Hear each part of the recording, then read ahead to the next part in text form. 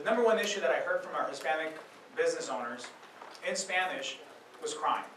Homelessness, lawlessness, the lack of police support, all these issues that are impacting the community, including safety in schools and so on. And this shouldn't surprise us, because when people ask me all the time, what are the issues impacting the Hispanic community? I often tell them that there are no Hispanic-specific issues. There are the same issues that are impacting our Hispanic, Spanish-speaking businesses that are impacting everybody else. Because we're all living in the same community. And this is exactly what's impacting them.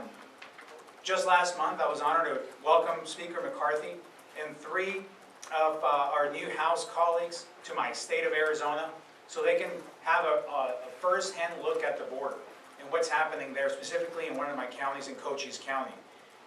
And the Speaker's visit there makes it clear that this is a priority for our House majority. And I'm confident that with Speaker McCarthy and our House colleagues, what they heard and what they saw, they left with a lasting impression, and as we look to tackle and find solutions to these pressing issues. Now listen, what we have at the southern border right now in terms of security is a crisis. Make no mistake about it.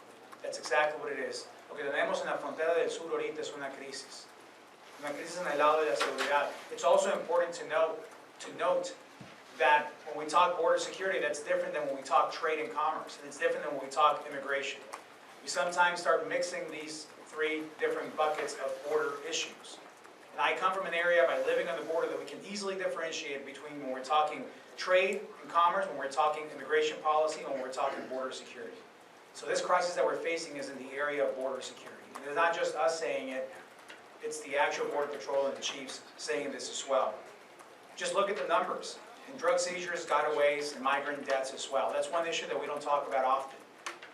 The humanitarian piece, every record has been broken on the security side, but including migrant deaths. And that's a tragedy that we should be focusing on as well. They're all at historic numbers, and our Border Patrol is overwhelmed, and they don't feel the support. One of the most devastating statistics from my own district, in the county of Pima, my largest county in my district, fentanyl overdose deaths are now the leading cause of death among teenagers. That's tragic. And as a parent of 6 myself, this is the kind of issue that keeps you up at night. So we have to band together to look at the real issue and what we're facing. And I am confident that under Speaker McCarthy's leadership, the House majority is focused on this issue with a clear understanding of what the issue of border security means. Friends, I came as an immigrant when I was a young kid. I went through the immigration process, became a U.S. citizen in this process. The first time that I entered on Capitol Hill in 2003, I was still a resident, and I had a green card. 20 years later, I'm back at the Hill as a member, but instead of a green card, I have a green pin. This is what the American dream can do. This is the country that we're fighting for, that we must continue to keep safe. But these policies of ignoring the situation at the border are putting the American dream more out of reach for more people by attacking our safety.